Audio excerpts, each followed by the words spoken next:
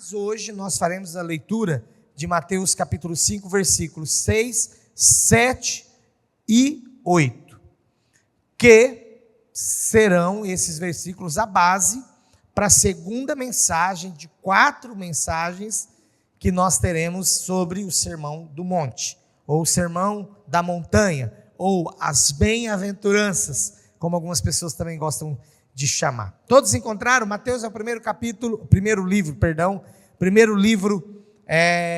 do Novo Testamento, muito fácil de encontrar, capítulo 5, versículos 6, 7 e 8. Nos diz assim a palavra do Senhor: Bem-aventurados os que têm fome e sede de justiça, porque serão fartos. Bem-aventurados os misericordiosos, porque alcançarão misericórdia. Bem-aventurados os limpos de coração, porque verão a Deus. Feche seus olhos, coloque diante do Senhor a sua vida agora e diga assim: Senhor, fala comigo, fala ao meu coração.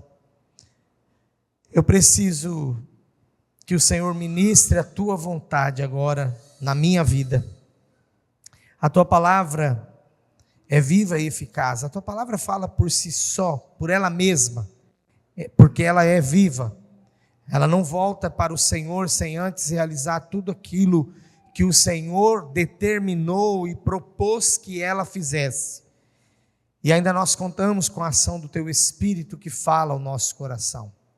Só quero nesse momento que você esteja com os seus ouvidos atentos, coração aberto e a mente totalmente voltada para aquilo que Deus vai falar com você, comigo, com todos nós nesta noite. Oremos. Obrigado, Pai, porque estamos reunidos na tua casa, porque podemos ouvir mais da tua palavra.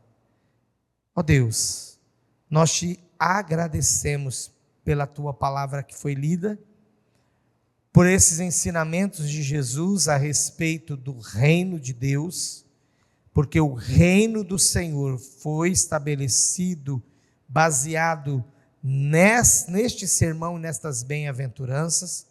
Ajuda-nos e ensina-nos, ó Deus, a realmente, a cada dia mais, vivermos a tua palavra. E porque vivendo a tua palavra, nós viveremos a tua vontade. Em nome de Jesus, amém. Amém. Meus irmãos e irmãs, o tema da mensagem de hoje, dentro da série de mensagens Sermão da Montanha, é fome de Deus. Nós percebemos aqui pelo versículo 6, que Jesus já declara: bem-aventurados os que têm fome de justiça, e estes serão fartos. Também fala a respeito dos misericordiosos e fala a respeito dos limpos de coração. Tanto o que tem sede de justiça, quanto o que vive a misericórdia, quanto aquele que busca a limpeza do coração, o faz porque tem sede de Deus, porque tem vontade de andar com Deus, porque tem vontade de viver a vida como Deus realmente deseja que nós vivamos. Esses 3 versículos, eles expressam os desejos e as atitudes de um coração transformado. E você que está conhecendo ao Senhor Jesus agora, você que está conhecendo a sua palavra agora, eu sei que você está com sede de conhecer mais. Então, bem-vindo ao time. É isso aí que faz parte de um coração transformado. É isto que marca um coração transformado. Desejos e atitudes que culminam, que de fato demonstram o desejo de andar com Deus, o desejo de viver para Deus. Na mensagem sobre os 3 primeiros versículos ali, 3, 4 e 5, os 3 primeiros, não do capítulo, mas das bem-aventuranças, só para relembrar aqui, nós falamos sobre que nós devemos reconhecer a nossa pobreza espiritual, que nós devemos chorar pelo nosso pecado e que nós devemos nos submeter a Deus. Jesus estava ensinando exatamente isso. O reino de Deus é estabelecido desta forma. Eu reconheço a minha pobreza espiritual, o quanto eu preciso dele, eu choro pelo meu pecado, eu me submeto a Deus. Agora, esses 3 versículos 6, 7 e 8, vai levando a mim e a você, que já passamos pela primeira experiência, a termos sede de Deus, porque o nosso coração agora está transformado, e nós começamos a desejar o que é justo, e nós começamos a agir com misericórdia e pureza. Você que já está na caminhada cristã há algum tempo, talvez você vai dizer, isso tudo, pastor, já vivi, estou vivendo, glória a Deus. Tem coisa aí que já não é novidade para mim, mas é bom que você relembre, que vez ou outra, nós estamos em uma dessas colocações aqui de Jesus, sobre quem é feliz, sobre quem é realizado, porque vive estas coisas. Às vezes nós não estamos vivendo uma ou outra. Lembra quando tivemos a série de mensagens do fruto do Espírito? Eu disse claramente, o fruto, não é os frutos, é o fruto do Espírito. Ele tem ali aquelas qualidades que nós precisamos ter, claro, que são desenvolvidas e promovidas pelo Espírito Santo de Deus em nós, porque sozinhos nós não conseguiríamos, mas o nosso alvo é, de fato, viver viver a lista do fruto, as 9 qualificações ali. A mesma coisa é com relação às bem-aventuranças. Esse Sermão do Monte não é para eu olhar aqui e falar assim, mas eu não vou ser nunca um pobre de espírito, porque Jesus já vive no meu coração. Irmão, quando a luta vem, quando a dificuldade vem, a gente enxerga a nossa pobreza espiritual, porque a gente começa a ficar desesperado. Aí, às vezes, tem também a questão do pecado, que muitos já não choram mais pelo pecado. Acham assim, eu sei como escapar, eu sei como sair.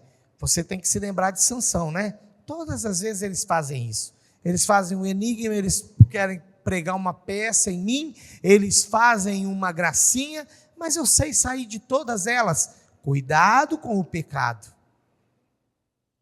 Porque existem momentos que a gente não consegue sair. Há aqueles que pagam com alguma consequência, mas há alguns que pagam com a vida.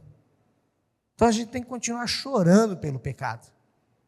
Pecado na vida do crente não é algo habitual ao ponto de se tornar normal. É algo que precisa ser como um acidente, que eu não estava esperando. Hoje está aqui o Marcos, para honra e glória do Senhor, que teve um livramento lá. O cara fechou ele no trânsito, ele entrou debaixo do carro.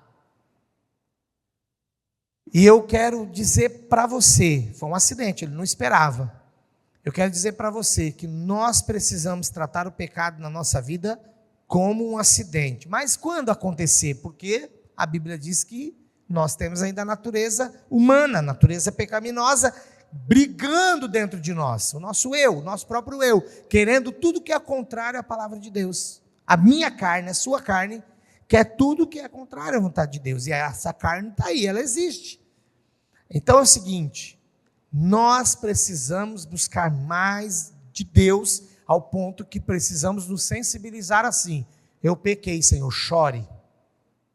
E também submeter-se a Deus, porque a palavra também diz assim, que é lá o versículo 5. Submeta-se a Deus. Os mansos que Jesus está dizendo, não são pessoas que são passadas para trás, inocentes, que não sabem que estão sendo enganadas. Não, o manso é aquele que, embora tenha poder, tenha autoridade, tem até uma questão assim nele, você às vezes é o proprietário da empresa, você tem poder de decisão, e você poderia fazer algo assim radical, mas o manso, ele tem domínio da sua força. Jesus está ensinando tudo isso. E agora, exatamente sobre os versículos de hoje, 6, 7, 8, eu quero trazer para a igreja os 3 pontos que Jesus destaca aqui: os que têm fome e sede de justiça, os que são misericordiosos e os que são limpos de coração. Nós precisamos buscar este alvo constantemente. Aqui, eu acho interessante que Jesus diz assim: bem-aventurados os que têm fome e sede de justiça, porque serão fartos. Serão fartos por quê? Serão fartos porque toda vez que a gente se alinha à justiça de Deus, grave o que eu vou te falar, que eu já falei várias vezes isso aqui, mas eu vou falar de novo. Toda vez que você coloca a sua mão para fazer justiça, Deus não vai fazer a dele.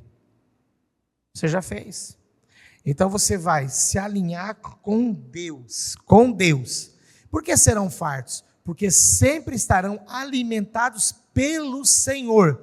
Não é que... E outra coisa, quem tem fome e sede de justiça, não é no sentido de vingativo. Vai ver o que vai acontecer. Vai perder uma orelha. Não.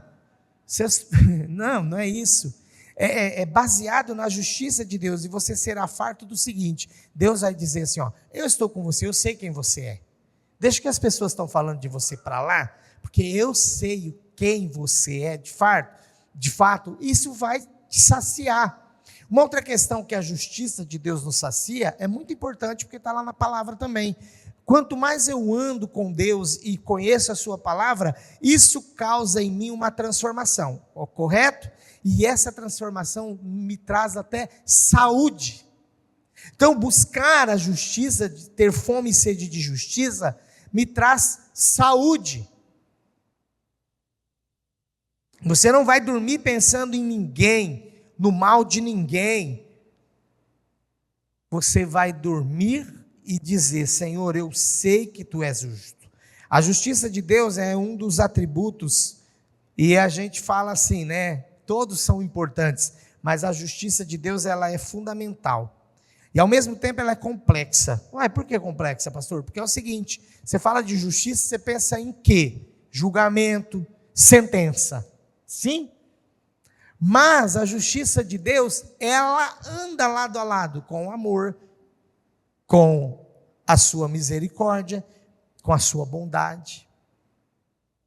Ele não deixa de ser santo, ele não deixa de ser justo, mas ele também é amor, ele também é graça, ele também é misericórdia, ele também, de fato, é bom. Por isso que torna-se aos olhos humanos, ou na nossa mente humana, um atributo complexo. Mas a justiça de Deus é o tema central da Bíblia, porque Deus já instituiu desde o Antigo Testamento: vai ter que ter derramamento de sangue para apagar os pecados. E ele não abria mão disso. Aí era com os animais, mas isso só encobria. Aí ele envia o seu próprio filho, por causa da justiça dele, e ele fez justiça, que estava imputada a sentença sobre mim e você, ele fez justiça da minha sentença, da sua sentença em Jesus. E ele derramou o seu sangue, para agora não só cobrir, mas lavar, apagar, e de uma vez por todas, nos fazer uma nova criatura. Olha como a justiça de Deus é bela. Não é uma justiça como aquela humana, falha, limitada, mas ela é perfeita, ela é consistente, porque Deus tem um caráter santo e reto. Não adianta, eu sei que às vezes você já chorou e disse: Senhor, o Senhor não está me vendo, o Senhor não está vendo a minha situação, o Senhor não está vendo o que estão fazendo contra mim? Provavelmente você já chorou. Eu, pastor, Senhor, essas igrejas que crescem aí, tudo ensinando errado. Eu já pensei isso também. Mas quando eu olho para a justiça de Deus, Ele diz assim, ó: lá no último dia, muitas pessoas vão chegar em mim e dirão, Jesus falando: em teu nome expulsamos demônios, curamos enfermos. E eu vou olhar para eles e vou dizer: afastem-se de mim, porque eu não vos conheço. Por isso que eu vou continuar vivendo a palavra, pregando a palavra viva aqui, verdadeira. Até porque eu brinco que você vai chegar lá no céu, todo felizão, o Senhor me chamou, me salvou, estou no céu. E aí você vai entrar. E eu vou estar olhando lá, a Lara entrou, o Flávio entrou, o Davi entrou, aquele irmão, a irmã ali, não sei o quê, nós nem achávamos que ia entrar, entrou. Estou brincando, gente, pelo amor de Deus. Aí, quando chegar a minha vez, Deus vai falar, fica aqui um pouquinho que você vai dar conta de todos que não entraram. Então, como eu vou dizer para o Senhor? Eu preguei a verdade. Não quiseram. Essa é a minha consciência. Eu quero dizer para você que a justiça de Deus, porque a gente precisa ter fome e sede, precisa ser o nosso padrão para a nossa justiça, porque é o padrão para as suas ações. A justiça de Deus, porque está no seu caráter, ela é perfeitamente justa, ela é pura, ela é imutável, e a justiça de Deus é mais uma sede que a gente tem. A justiça de Deus, ela é totalmente oposta ao pecado. Então, quem tem sede, fome e sede de justiça, também vai se opor ao pecado. A justiça de Deus, ela é fiel, ela é infalível. A justiça divina é leal, é reta, nunca falha. O seu trono, o seu reino, estão baseados na sua justiça. Deus, ele não comete iniquidade. E ele retribui a cada um segundo as suas obras. Mas a justiça de Deus, por isso se você também tem fome e sede de justiça, e você busca a justiça de Deus e vivê-la na sua vida, assim como ele, a justiça de Deus é preocupada com os oprimidos.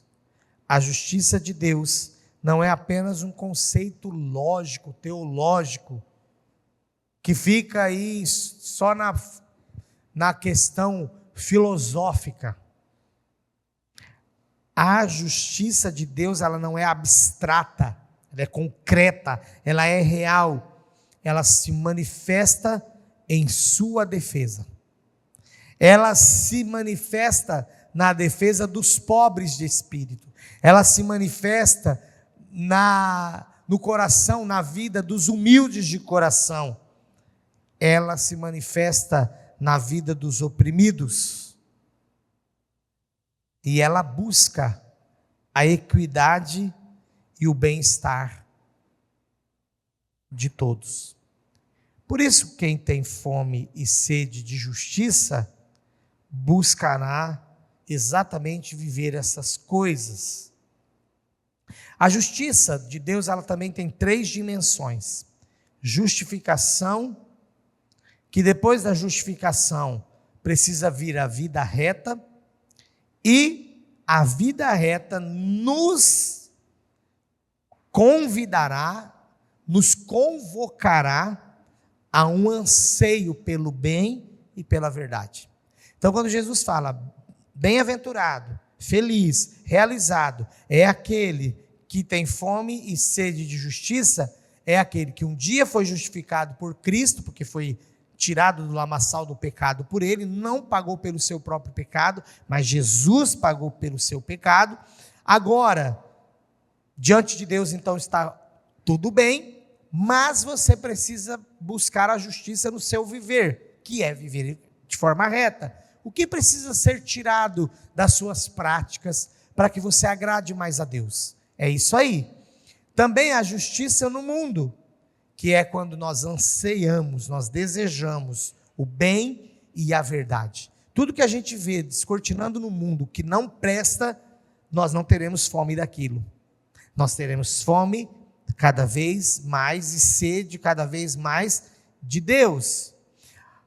Fome e sede são desejos intensos, não é verdade?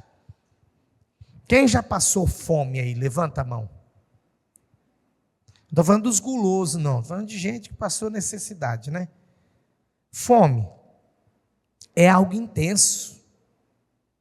É algo que você fala assim, não, eu não gostei de sentir. Porque você foi saciar, agora porque você conhece o que é ser saciar. Então, se eu tenho fome e sede de justiça do Senhor, eu tenho um desejo intenso. A água, então, gente, eu acho que é pior do que passar fome. Haja dito que se você tiver com muita fome, você bebe um pouco de água e dá aquela saciedade. Então, fome e sede são intensos. Por isso que Jesus fala que para buscarmos ao Senhor de uma forma vital, de uma forma verdadeira, tem que ser com fome e sede. Tem que ser com esse desejo intenso. O mundo, ele tem a sua fome. O mundo te apresenta, inclusive, entre aspas, alimentos que te enganam. O prazer, o poder. Mas nós, discípulos do Senhor, a nossa fome, a nossa sede é de Deus e da sua justiça. E como que Deus, ele mata essa fome e essa sede em nós?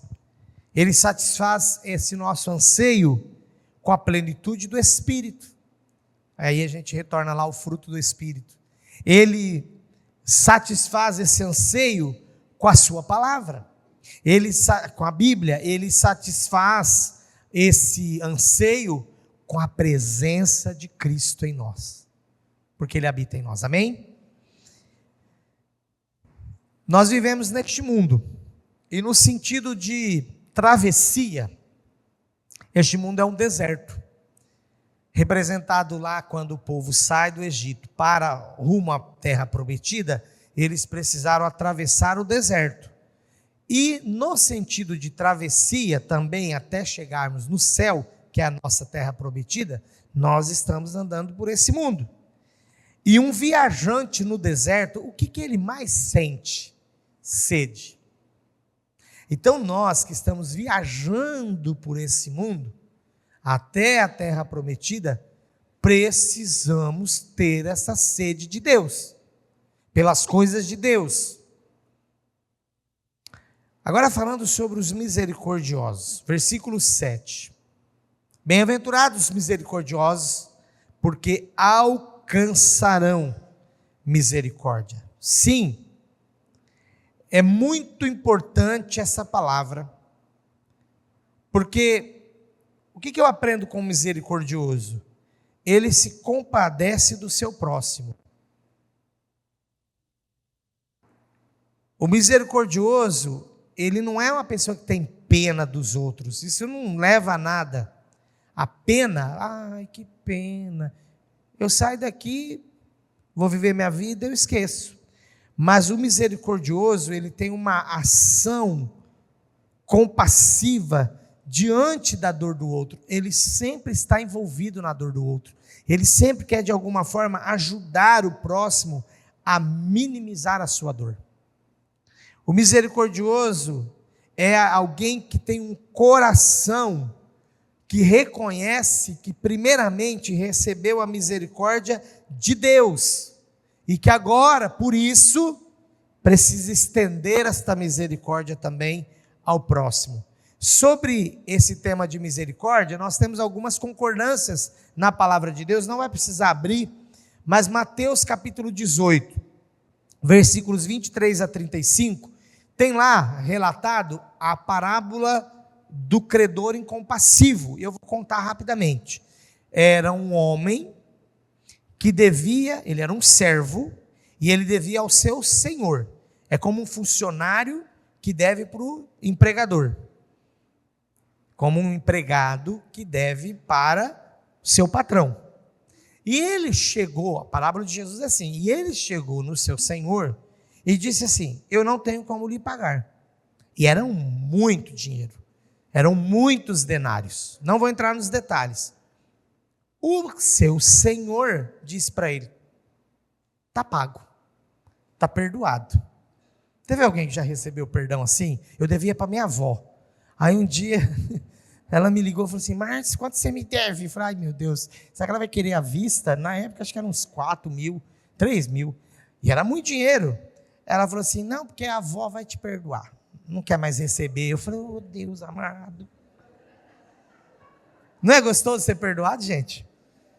Aí o cara recebeu o perdão. Na parábola de Jesus, ele recebeu o perdão. O que aconteceu? Ele sai de lá, o bonitinho, passa perto de um conservo. Vamos imaginar, nos dias de hoje, tem a empresa lá, né? Tem o proprietário, o empregador e tem o gerente, ok? O gerente devia. Mas o gerente tem lá o seu auxiliar lá, uma pessoa submissa a ele. E ele sai da presença do seu senhor. Quando ele chega e encontra com o seu conservo, ele fala assim: opa, você me deve. Irmãos, um monte de gente que me deve. Eu já perdoei já. Levava no lanche: ô pastor, depois eu te pago. Até hoje. Tem uns que já estão até casados, eles eram adolescentes na época. Olha o tempo. Mas eu creio nessa parábola da misericórdia aqui. E aí o que aconteceu? Ele pegou e cobrou o seu conservo. Ele cobrou, ele disse assim: eu quero receber. Quando o seu senhor ficou sabendo daquilo, o entregou para o castigo. E Jesus conclui que quem não for misericordioso não entrará no reino dos céus, mas será lançado no inferno. Pesado, né? Então, olha, você precisa ser misericordioso, eu preciso ser misericordioso. Tiago capítulo 2, versículo 13 diz assim, ó: o juízo será sem misericórdia para aquele que não usou de misericórdia. Aí tem gente que está pensando assim agora: ei pastor, aí você me quebra, porque eu já sou misericordioso. E ai pastor, estão brincando com a minha misericórdia. Volta ao versículo de cima. Você tem fome e sede de justiça? Você vive a justiça de Deus? Ele fará a justiça no seu lugar. Irmãos, é conta paga, é conta fechada. Quem aqui não pode, quem aqui não tem aí na sua conta, na sua lista, se você for igual a minha mãe, que tinha uma cadernetinha, ela dizia, né? Você está na minha caderneta. Quantos aí talvez tenham uma caderneta, nem que seja na cabeça, né? De muitas vezes que foi feito de bobo. Vou usar essa palavra para ficar bem claro. Mas você foi misericordioso. Sabe que eu disse uma vez para uma pessoa que falou assim: você não cansa de que as pessoas fazem isso, fazem aquilo, fazem aquilo? Eu falei: eu estou fazendo o certo. Estou dizendo isso para vocês, tá? Com temor e tremor diante de Deus. Se às vezes você quiser brincar um pouquinho, vamos ver até onde o pastor chega. Eu vou tentar chegar ao máximo com você. Nunca expulsei ninguém daqui, nunca precisei. Eu chegava, às vezes, numa roda, que quando eu saía, vinha um arrependido e falava: ô pastor, o senhor foi lá na roda, tratou a gente bem, a gente estava falando mal do senhor. Não mudou em nada para mim, porque eu nunca cheguei e falei assim: você está falando mal de mim, suma daqui. Porque eu faço o que é correto, eu vou buscar fazer. Não é que eu sou o cara que nunca errei na vida, mas eu vou buscar fazer o que é correto. Portanto, irmão ou irmã, há um peso muito maior sobre aquele que recebe misericórdia, mas não é misericordioso. Tome cuidado. Quem vive amargurado, quem vive com desejo de vingança, demonstra que ainda não entendeu a misericórdia que recebeu do Senhor. E agora, partindo para o final dessa mensagem, bem-aventurados os limpos de coração.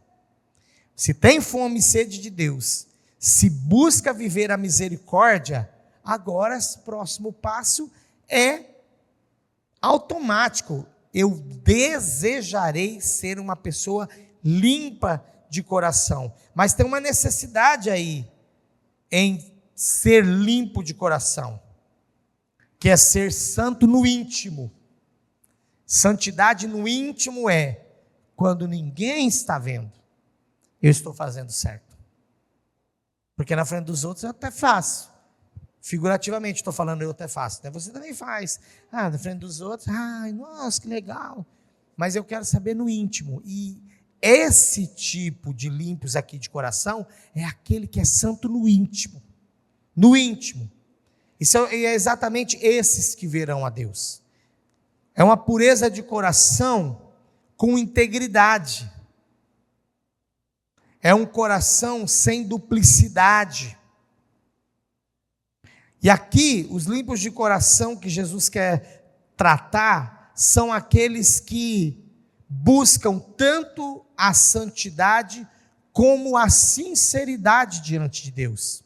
Claro que Deus conhece a tua sinceridade, se você está sendo sincero ou não, se você está falando a verdade ou não, mas o limpo de coração é aquele que busca isso.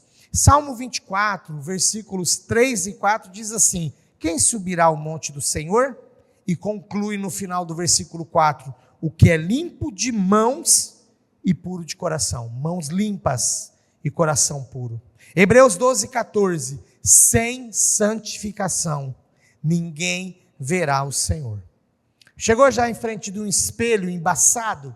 O que acontece com o teu rosto num espelho embaçado? Número 1, você pouco se vê. 2, se você vê alguma coisa, vê distorcido. Você não tem que chegar lá e limpar o espelho para falar, nossa, que carona minha. Então, tem que passar a mão no espelho e limpar. O pecado embaça a nossa visão espiritual. E nós que buscamos sermos limpos de coração, pureza, limpeza na nossa alma, realmente nós poderemos ver melhor a Deus. Feche seus olhos. Eu quero concluir perguntando para você: se você tem buscado a justiça, a misericórdia e a pureza de coração. Porque Deus, Ele não se revela a corações divididos ou contaminados. O puro de coração, ele vê Deus aqui, quando nós estamos em comunhão com Ele, vê Deus aqui nesta terra, neste mundo, mas o verá plenamente na eternidade. Estas 3 aventuranças que nós acabamos de ler, ter fome e sede de justiça, ser misericordioso e limpo de coração,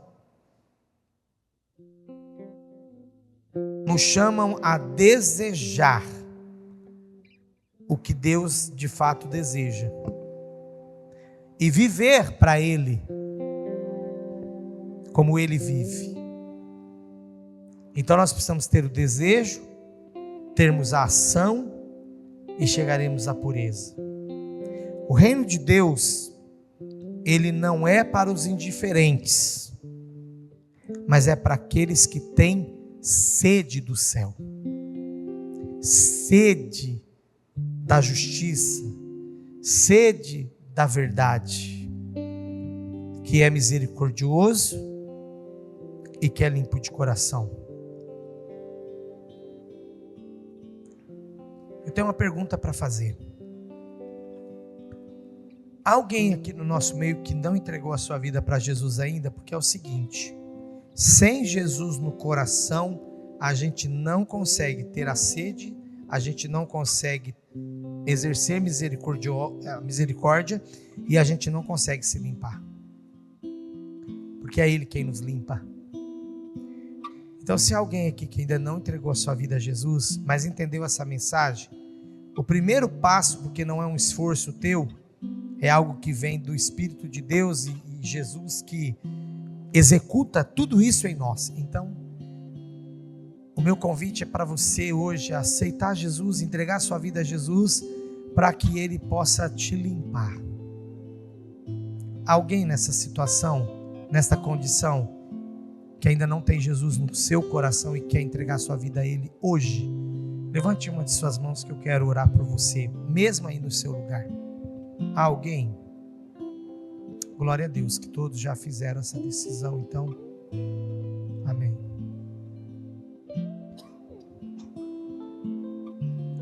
Eu poderia fazer um apelo de conserto também, né? Vamos fazer um conserto aqui.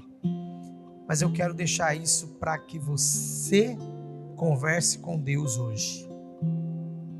E o Espírito Santo de Deus, que já mostrou que precisa ser consertado, que não passe de hoje. Conserte a sua vida. Tenha fome e sede da justiça de Deus. Viva a misericórdia e a pureza de coração. Amém? Com seus olhos fechados ainda, obrigado, Senhor. Porque eu sei que o Senhor tratou conosco nessa noite. E eu quero, Senhor, clamar para que o Senhor continue trabalhando em nossos corações, porque somos dependentes de Ti. Obrigado pela Tua palavra. Obrigado pelo que nós ouvimos, mas que isso cause em nós efeito. E esse efeito gere ações. Em nome de Jesus. Amém.